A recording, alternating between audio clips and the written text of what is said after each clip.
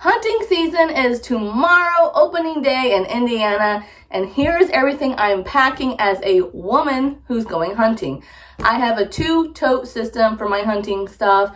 One is this clear tote which has all my gear in it, and then the other one is a big tote in my closet that has all my hunting clothes. It's pretty simple. I just have them organized. Half of the tote is for warmer weather, half the tote's for colder weather. Check the weather the morning of, and you're good to go. I'm going to show you some of my basics that are in here. This is what I keep up in my bedroom closet. And then there's some last minute things I need to pack, like hygiene, stuff like that are downstairs, extra batteries. I'll take you guys with me on that. And let's get started. So in my tote, what I take hunting is a orange backpack. This is totally up to you. You don't have to do it. You can do camo. My issue is if you lay this down in the woods and you lose it, like your day's going to be ruined. And one thing my dad always taught me is orange electric tape. You wrap that around the handle of your flashlight, your knife, whatever. Because if you do lay it down in the woods and you're not totally screwed, you're going to see it. I did personalize this backpack. As you can see, I cut off the zippers. And I added these black zip ties because they would clink together and make a noise. So I did edit that. We got the Indiana hunting guide for trapping and hunting. You can pick these up for free at pretty much anywhere that sells ammo. I highly suggest getting that every single year. They're literally free. They have so much good information in it, and they change shit every year. And I go with a hunting party, so if we get into an argument or we need to look up something, it's good to have it. And also there's websites on there. There's a phone number you can call and ask questions. So it's just good to have. I have this is like a backpacking seat pad. I won't be carrying it like this because it has Velcro. So I'm going to be taking, it's just like a insulated, basically so my ass doesn't get cold when I'm hunting. It's a little bit of insulation, a little bit of cushion. So I'm going to leave it open like this. So that way the Velcro isn't sealed. Next, I have some hats. I won't be packing these. Right now it's going to be archery season.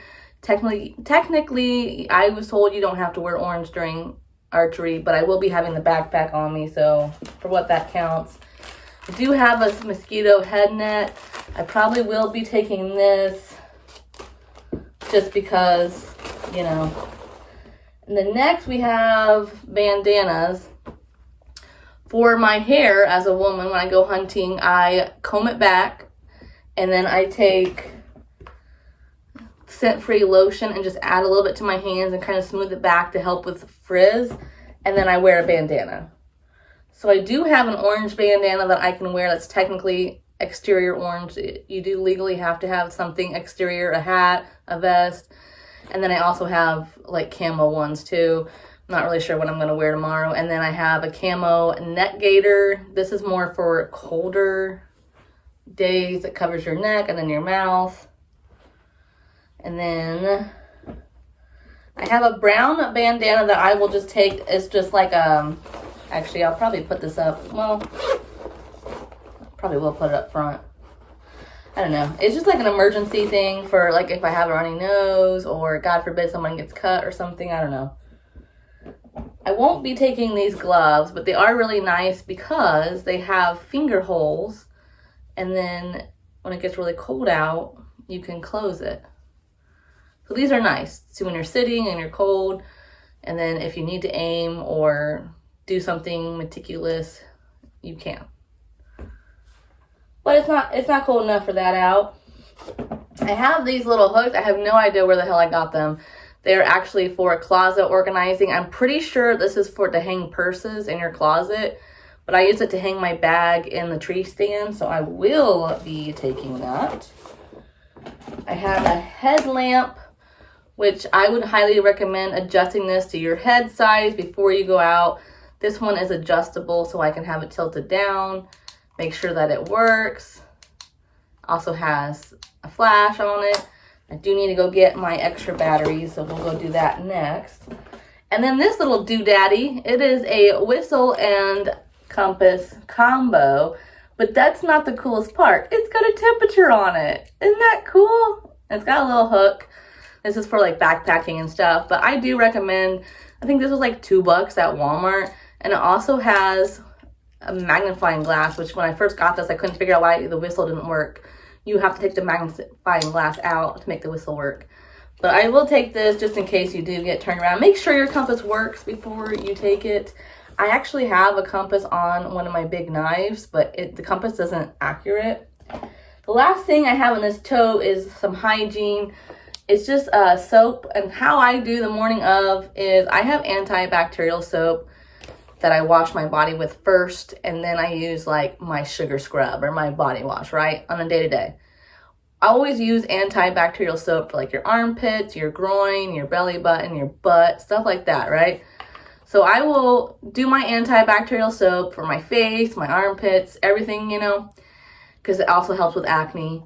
And then I will afterwards wash with this, like hunting soap is what I would call it. But it's basically to get rid of any scent and smell. And then I also have scent-free lotion and scent-free deodorant. You can use whatever brand you like. I just cannot stand not putting lotion on my face and my hands and my feet. It makes it feel like they're cracked and like irritable all day. It's just like a sensory thing. The only other thing that I would normally have up here that I'm not taking is for peeing and pooping out in the woods. I'm just gonna get right into it because I know a lot of people are curious. I hunt mostly in a deer stand. I understand some people are on ground and it would be different if you're doing like a ground cover or whatever. My dad is terminally ill, so I don't know how much hunting he's going to do this year. And I doubt he'll be in a tree stand for more than like an hour or two. So I am going to spend as much time with him as possible. Therefore, I will not be taking what I would normally take to pee and poop in the woods because we're not going to be out there for more than an hour or two anyways. And I'm not going to pee and poop with my dad right there in the deer stand with me. But, you know, if he taps out early this year and I go hunting, I'll probably be out there longer. And the way that I would do it, or how I used to do it, at the automotive store, they make rectangular funnels, like different shaped funnels, or egg shape, like oval shape. I would get one of those, and then I have a glass jar, and I squat and pee into the jar with the funnel. You don't have to have the funnel. It just makes it a hell of a lot easier to aim when you have hunting gear on and you're trying to be quiet. So that's how I would do it. I would get a funnel that is narrower, skinnier. Don't get a big round one. Get one narrower, rectangular or oval.